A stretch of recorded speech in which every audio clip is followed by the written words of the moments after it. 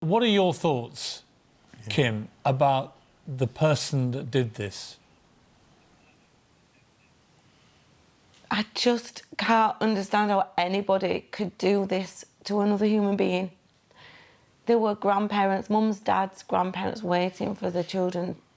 We were all happy waiting to see their excited little faces.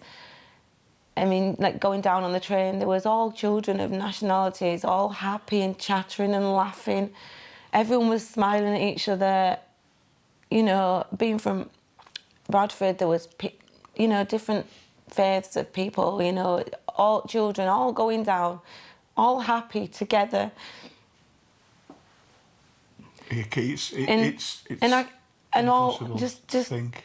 I'm sat there for all that time. All I could see were the bodies and the body parts and the blood and these people. There was a mum came staggering out, wandering around in a daze, and I'm saying, sit down, because I just thought people were going to fall down. You know, like the other girl, Ali, I thought she was going to collapse and sit down. This lady, she wasn't injured, but she was just so dazed. And she sat kind of near me and just slumped down and just started crying and crying. Yeah. And I saw something, I just can't understand how anybody could do that to human beings. Life is so precious. I mean, Phil, this is a guy... music, they'd all gone to listen to. Yeah. Phil, this is a guy born in Manchester, lived in Manchester, Mancunian. Yeah. He's 22 years old. What has happened to this person's mind, do you think, to turn him into somebody who would target thousands of children? Well, it's hard to understand, but you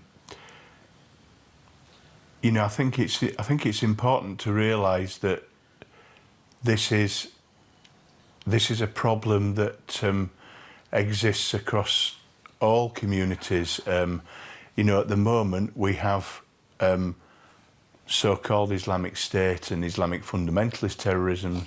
Let's not forget, just 21 years ago, and a few hundred yards from there, we had IRA terrorists who blew up the Arndale Centre. I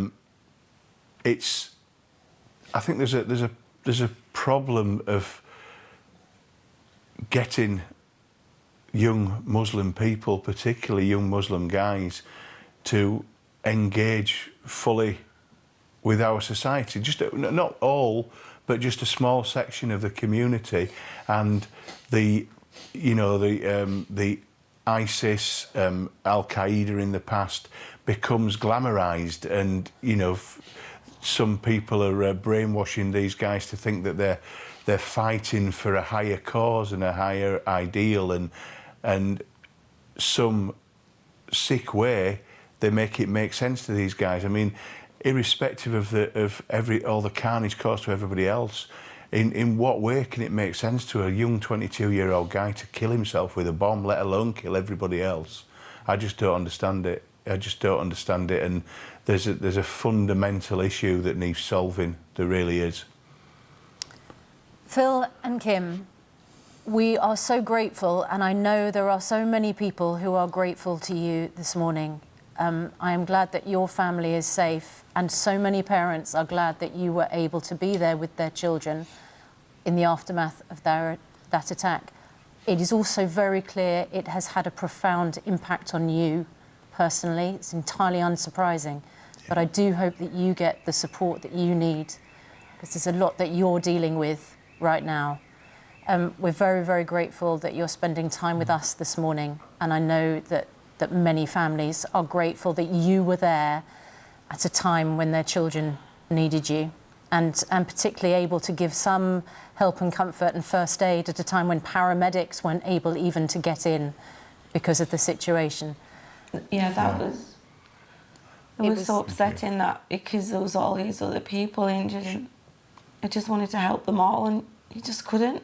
You did what you could, and honestly, that was more than anyone could have imagined. Thank you so much.